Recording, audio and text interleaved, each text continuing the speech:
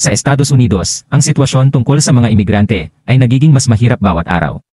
Patuloy na kumukuha ng mga imigrante ang lahat upang gawin ang mga trabahong mababa ang sahod at pati na rin ay tinatangkilik nila ang kanilang media, ngunit hindi nila ipinapakita ang tamang suporta, halos tinatrato silang parang mga puppet sa paggawa. Araw-araw, pinag-uusapan ng mga bagong batas upang magpasya kung ano ang gagawin tungkol dito. Sa isang burger joint, sumalang si JP sa shift ng drive-thru.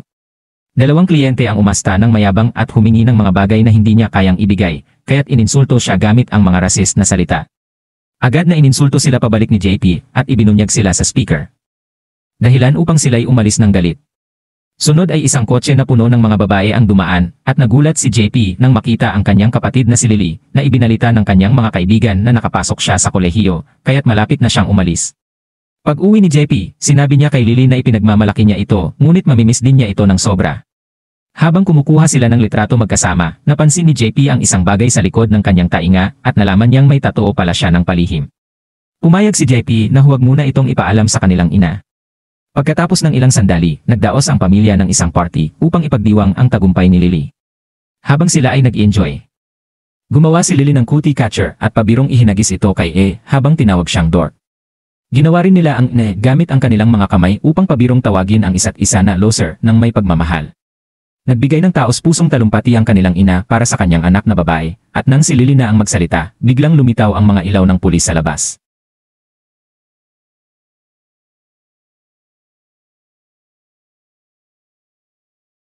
Pumasok ang mga opisyal sa bahay at inaresto ang buong pamilya, na ipinapakita na naglabas si Gobernador Fine ng isang executive order upang arestuhin ang lahat ng illegal na imigrante at ang kanilang mga anak na Amerikano bilang mga kasabwat dahil hindi nila inireport ang kanilang mga magulang. Habang si Fine ay nasa balita na ipinaliliwanag ang kanyang zero tolerance policy, ang lahat ng mga bata ay inilagay sa mga kulungan, at labis na nalungkot si E nang makita niyang isinakay si Lily sa isang bus at dinala sa ibang lugar. Ilang araw matapos iyon, isang opisyal mula sa VIA Department of Homeland Security ang humiling na makausap si E. Ang anumang pagtatangka na ipawalang bisa ang executive order ay nabigo at ang ina ni E ay ipapadeport. Ngunit posible siyang manatili kung may isang natural-born citizen ng US na mag-claim sa kanya. Hindi ito legal na magagawa ni JP dahil siya ay nakakulong pa, ngunit may isa siyang opsyon, ang Elderly American Tolerance and Understanding Project.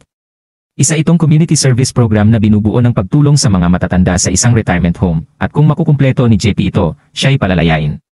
Pumayag si JP na sumali at in-interview siya ng dalawang napakaseryosong opisyal na hindi natuwa sa kanyang mga biro. Isang grupo ng mga batang anak ng mga imigrante ang in-interview din at kinuhanan ng litrato na parang mga kriminal. Lahat sila'y pumayag na naroon dahil wala silang magawa. Kaya ang mga sagot nila sa interview ay puno ng pagkamataray at galit sa buong proseso.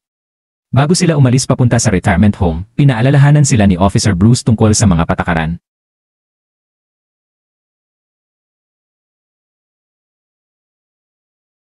Hindi sila maaaring makipag-ugnayan sa labas, kailangan nilang sumunod sa curfew, at kung sila'y magpapakita ng masamang asal, ibabalik sila sa detention center.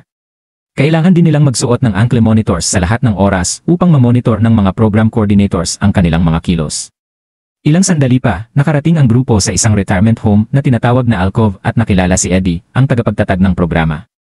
Habang ipinapakita niya ang paligid, nagbigay siya ng talumpati tungkol sa pagiging rewarding na karanasan nito, ngunit wala ni isa ang kumuha sa kanya ng seryoso. Ipinakilala rin niya sila sa mga operation officers na sina Cynthia at James. Habang naglalakad sa iba't ibang pasilidad, napansin ni JP ang isang babae na tinatawag na Greta na nasa wheelchair at may hawak na Lily.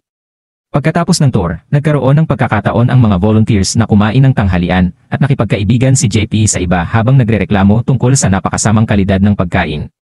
Napansin ni Big Mac na si Mika ay maputi, kaya ipinaliwanag ni Mika na siya ay Argentinian. Inamin ni Chris na natatakot siyang hawakan ang mga matatanda at hindi siya kumakain ng kahit ano na hindi ginawa ng kanyang ina dahil sa takot sa mga lason. Biglang sumiklab si Camila, sinasabing masyado nilang binabaliwala ang lahat at ito'y seryosong bagay. Nang umalis si Camila sa mesa, lumapit si James at binigay ang mga uniforme at ang kanilang mga asignatura. Muling nabighani si JP kay Greta at sinubukan niyang kausapin siya, ngunit hindi ito sumagot.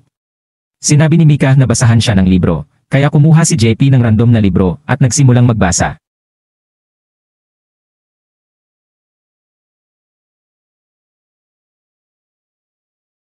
Biglang sinabi ni Greta, "Mamamatay ka dito," na ikinagulat ni Happy. Nagsimula nang umiyak si Greta at lumakas ang kanyang pag-iyak, kaya't dali-daling pumasok si Cynthia upang bigyan siya ng pampakalma at itulak palayo sa wheelchair. Kinagabihan, sinubukan ng grupo na hikayatin si Chris na kumain dahil ang tanging nakuha niya buong araw ay ang kanyang inhaler. Tumanggi si Chris at sinabi niyang iniisip niya na pinapanood sila ng mga organizers mula sa likod ng madilim na salamin, sigurado siya na may kakaibang nangyayari. Inanunsyo niyang susubukan niyang tumakas at hindi siya nakinig sa iba nang sila'y magbigay babala. Tumayo si Chris at sinubukang buksan ang isang nakalock na pintuan.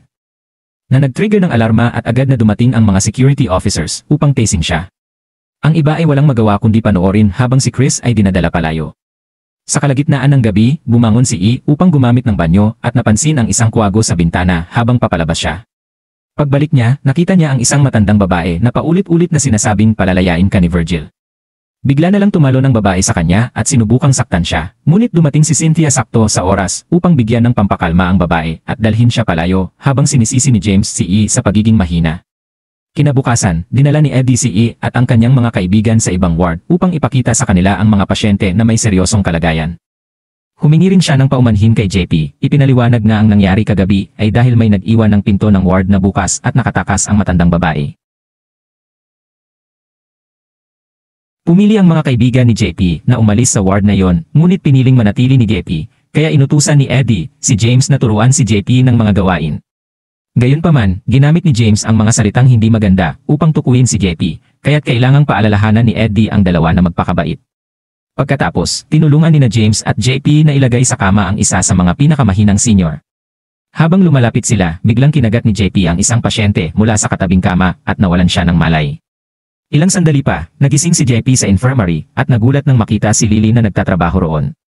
Habang sinasabi ni Lily na mas malapit siya kaysa iniisip ni Epi, nagbago ng kulay ang silid at naging madugo ito. Ngunit nagising lamang si Epi mula sa isang masamang panaginip. Naroon si Mika upang tingnan ang kanyang sugat at pinag-usapan nila kung paano tratuhin ng staff ang mga matatanda na parang mga hayop. Sumama ang dalawa sa iba para sa tanghalian at napansin nila na wala silang narinig mula kay Chris mula nang subukan niyang tumakas. Nang dumaan si Cynthia, tinanong siya ni Camila tungkol kay Chris at ipinaliwanag ni Cynthia na ibinalik siya sa detention center. Pag-alis ni Cynthia, sinabi ni Big Mac na nagsisinungaling si Cynthia dahil nakita niya ang inhaler ni Chris sa hallway at hindi aalis si Chris nang wala yon. Sa gabi, dinala ni Big Mac si Greta sa silid ni Philip upang magkaroon sila ng kasama. Habang sinusubukang ikonekta ni Big Mac ang TV, biglang bumaluktot ang kamay ni Philip sa kakaibang mga anggulo habang nagulat si Greta.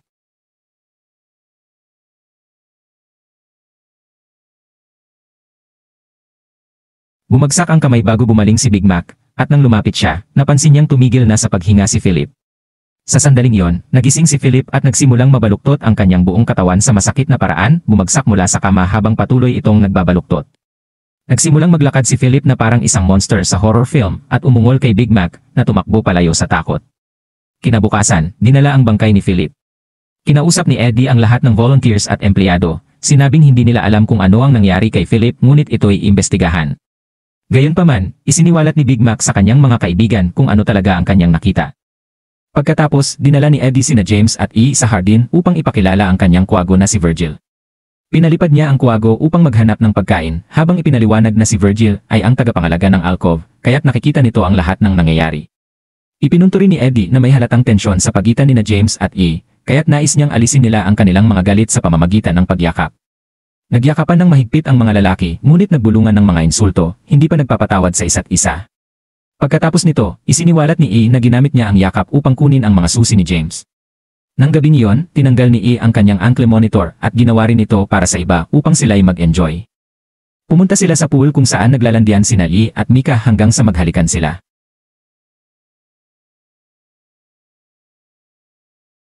Nagpasya silang ipagpatuloy ang kanilang ginagawa at pumasok sa isang silid upang gawin ang masama.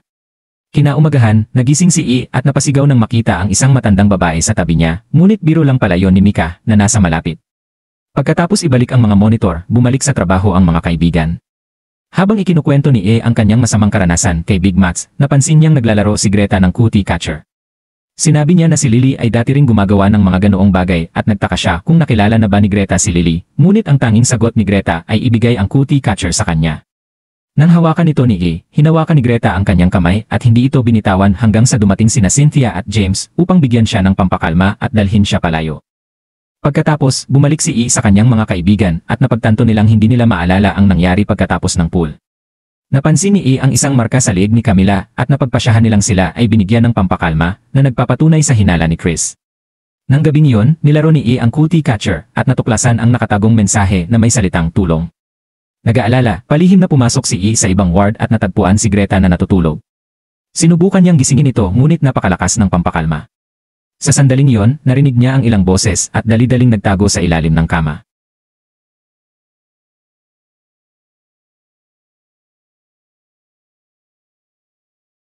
Nandoon sina James at Cynthia na dinagdagan ng dosis ng pampakalma kay Greta upang maging mahina siya pag nagising. Nahulog ang kamay ni Greta at ikinagulat ni JP, kaya't nakagawa siya ng ingay na nakatawag pansin sa dalawa. Sa kabutihang palad hindi nila yon pinansin at umalis na. Pagkatapos, lumabas si JP at sinuri ang tainga ni Greta kung saan nakita niya ang tattoo ni Lily. Si Greta pala ay si Lily mula pa sa simula at sinusubukan niyang sabihin ito kay JP sa pamamagitan ng bulaklak at cootie catcher. Sa takot, tumakbo si JP palabas ng silid ngunit bigla siyang sinuntok ni James. Kinabukasan, nag-aalala sina Big Mac, Camila, at Mika sa biglaang pagkawala ni JP na nagpapaalala sa kanila kay Chris. Nagkasundo silang magsiyasat. Kaya't nanatili si Camila sa labas ng opisina ni James at ginawa ang kanyang makakaya upang madistract siya habang palihim na pumasok sina Big Mas at Mika. Ginamit ni Big Mas ang isang clip upang mabuksan ang mga drawer ng mesa at nakakita siya ng isang file na may mga plano para sa isang kakaibang makina. Ang isa pang file ay nagsasabing nasa solitary confinement si Chris, ngunit hindi niya alam kung ano ang ibig sabihin nito. Sa sandaling yon, nagsawa na si James sa pagdadaldal ni Camila at pumasok sa opisina. Kaya tumakbo sina Big Mas at Mika upang magtago sa likod ng mga kasangkapan. Sa kabutihang palad, hindi nagtagal si James at ligtas na nakatakas ang dalawa. Nang handa na sanang sabihin ni na Big Mas at Mika kay Camila ang kanilang natutunan, biglang sumulpot si James sa kanilang likuran at inutusan si Big Mas na ayusin ang mga tornilyo ng bentilasyon. Habang umaakyat si Big Mac sa hagdan upang magtrabaho, sinubukan ng isang pasyente na saktan si Cynthia, kaya tumalon si Bruce upang pigilan ang pag-atake. Sa proseso, aksidenteng itinulak ni Bruce ang lalaki laban sa hagdan at nagdulot ito ng pagbagsak ni Big Mac sa sahig. Habang dinadala ang walang malay na si Big Mac, nagising si JP sa isang laboratorio. Siya ay nakatali sa isang upuan at ang kalahati ng kanyang mukha ay mukhang matanda na, katulad ng ibang mga taong nakatali rin doon. Naroon din si James na naghahanda ng ilang mga kemikal. Sa pamamagitan ng pagmamasid sa mga staff, natutunan ni JP na ang pintuan ay nabubuksan sa pamamagitan ng isang code, kaya't sa sandaling siya ay nag-iisa. Sinimulan niyang subukan na palayain ang sarili. Samantala, nakipagkita si Fine kay Eddie sa isang burger joint na pagmamay-ari ng kumpanya ni Fine. Ito ay isang malaking tagumpay dahil ang kanilang pagkain ay napakamura na nagbubunyag na ang karne na ginagamit nila ay mula sa mga tao sa alcove. Iniisip ni Fine na nararapat lamang ito dahil hindi sila ganap na Amerikano kaya't hindi sila dapat naririto sa kanyang bansa. Bumalik kay E, nagawa niyang makaalis sa upuan at palihim na gumalaw hanggang makarating siya sa lock at ngayon ay kailangan na niyang malaman ang password. Naalala niya ang sinabi ng babae na palalayain ka ni Virgil at kung paano inilalarawan ni Eddie ang kanyang kuwago bilang ang tagapangalaga ng alcove. Kaya't ginamit niya ang Virgil bilang code. Bumukas ang pinto at nakalabas si Epi. Napansin ito ni James at agad na inalerto sina Bruce at Cynthia bago nila maze date si Big Mac. Umalis ang mga opisyales upang hanapin si E at isiniwalat ni Big Mas na nagkukunwari lang siyang walang malay. Napansin din niya na naiwan ni Bruce ang kanyang mga susi. Samantala, sinubukang gumalaw ni E ng mabilis hanggat maaari na mahirap dahil naging napakahina ng kanyang katawan. Pumasok siya sa isang silid at natuklasan na lahat ng mga imigrante ay dinala doon upang gawing karne at nakita niya ang kanilang mga katawan sa mga bag o sa chopping machine. Sa takot, tumakbo siya at natagpuan si Mika kaya't nagmakaawa siya para sa tulong. Di nagtagal, natagpuan sila ni James at nagulat si E nang bigyan siya ni Mika ng isang iniksyon, sinasabing hindi pa sila nagawa ang masama bago siya mawalan ng malay. Nang magising si G, nandoon si Mika na sumasayaw kasama si Eddie dahil siya pala ay naging espiya ni Eddie mula pa noon. Sinabi ni Eddie na hindi siya isang kanibal kundi isang Amerikano. Nakaramdam ng pagkahilo si A dahil sa epekto ng sedative ngunit nagtanong pa rin siya kung ano ang nangyari kay Lily kaya't ipinaliwanag ito ni Mika. Ang mga imigrante ay iniiniksyonan ng mga hormone upang gawing malambot ang kanilang laman para kainin at ang mabilis na pagtanda ay isang side effect. Nakakatulong ito sa kanila na itago ang proseso dahil walang nag-aalala sa mga matatanda sa retirement homes. Ang nangyari kay Philip ay ang huling yugto na nagpapahiwatig na ang tao ay handa ng iproseso para gawing karne. Sa kanyang silid, nahihirapan si Camila sa kanyang monitor, desperadong gustong tulungan ang kanyang mga kaibigan.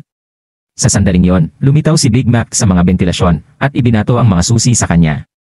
Agad na tumakbo si Camila sa dining room at binasag ang madilim na salamin na binanggit ni Chris. Natuklasan niya ang isang silid na may mga monitor na ginagamit ng mga coordinator upang bantayan sila. Sa sandaling yon, lumitaw si James at kinaladkad siya palayo, pinatulog din siya. Nang magising si Camila, siya at si JP ay nasa special ward na at tumatanda na. Sa isang TV, napanood nila si Finn na nagbibigay ng nakakasuklam na hate speech at nagkasundo sila na kailangan nilang tumakas upang ilantad siya. Nasa silid din si Lily, kaya nangako si E na ilalabas niya siya at nag-form sila ng ne gamit ang kanilang mga daliri. Nang dumating sina James, Cynthia at Mika upang muling patulugin ang lahat, sinipa ni Camila ang kanilang tray bilang senyas. Lahat ng mga matatanda ay bumangon mula sa kanilang mga kama at pinalibutan ang trio, inaatake sila upang tuluyang makapaghiganti. Habang nagkakagulo, lumabas si E mula sa ward at nagtago sa staff room nang makita niyang papalapit si Bruce. Binuksan ni Bruce ang pinto at sinunggaban siya ni E, ngunit madali siyang napigilan ni Bruce at itinapon siya sa sahig, marahas na hinugot ang kanyang catheter. Nasa ventilasyon pa rin si Big Matt at nakita niya si Bruce na sinasakal si E. Kaya't lumabas siya at inilagay ang catheter sa leeg ni Bruce hanggang sa mawalan ito ng malay. Nagpatuloy ang labanan sa ward at di nagtagal, tumunog ang alarma. Tinulungan ni Big Matt si E na makalabas, ngunit kinailangan niyang bitawan ito nang subukan siyang habulin ng isang gwardiya. Habang itinulak ni Big Mas ang pinto laban sa lalaki, isang grupo ng mga matatanda ang dumating mula sa koridor at maraming mga staff ang lumabas sa pinto. Nagtagpo sila sa gitna na nagpasiklab ng isa pang away ng mga tao. Naitulak ni Nagi at Big Mas ang kanilang daan at nakita si Camila na dinadala si Lily sa elevator. Sinubukan ni James na pigilan sila, kaya binasag ni Big Mas ang isang upuan sa ulo ni James at sumali sa labanan. Ang mga matatanda ay uhaw sa paghihiganti at nagsimulang patayin ang mga staff habang si Nagi, Lily, at Camila ay nakataka sa elevator. Ibababa ng elevator ang trio sa isang koridor na hindi nila pamilyar, kaya lumabas si JP upang mag-imbestiga. Samantala, naging leader ng mga tao si Big Mac at ginabayan sila palabas upang makalaya. Nakalabas sila sa kalsada kung saan sinusubukang umuwi ang isang babae, at nang subukan ni Big Mac na humingi ng tulong, natakot siya kaya umatras pabalik ang babae. Bumalik kay JP, natagpuan niya si Chris na nasa isang hawla, ngunit bago niya ito mapalaya, lumitaw si Eddie at sinimulang sakalin siya. Gumanti si JP sa pamamagitan ng paghampas ng bote sa ulo ni Eddie, ngunit mabilis siyang napigilan ni Eddie at nawalan ng malay. Pagkatapos, inilagay ni Eddie si JP sa chopping machine habang nagsasalita tungkol sa progreso ng bansa. Sa kabutihang palad, dumating si Camila at hinampas si Eddie ng tabla upang mawalan ito ng malay, pagkatapos ay tinanggal niya si A mula sa makina ng eksaktong oras. Mabilis na nagising si Eddie at muling inatake ang dalawa kasabay ng pagsimulang pagbaluktot ng katawan ni Chris. Nang mapansin ito, pinindot ni Lily ang isang buton upang buksan ang hawla at isang baliw na Chris ang tumalon kay Eddie, marahas itong pinatay at itinapon ang katawan nito sa makina bago siya namatay. Mabilis na naging burger si Eddie. Pagkatapos, iniwan ni Nali, Lily, at Camila ang gusali at umupo sa isang bangko sa hardin kung saan sila nakatulog. Sa huli, natagpuan sila ni Big Mats at ng kanyang grupo at nabahala si Big Mas dahil hindi sila nagigising, iniisip niyang patay na sila. Ngunit niloloko lang siya ng trio at iminulat nila ang kanilang mga mata upang patunayan na maayos sila. Di nagtagal, lahat ng mga news outlet ay nag-uulat tungkol sa kaso. Tumakas na sa bansa si Fine at isinara na ang kanyang burger chain. Ang bawat taong kasangkot ay inaresto, kasama na ang opisyal mula sa VIA Department of Homeland Security. Ang executive order ay binawi na rin at sa wakas ay malaya na ang ina ni Yi.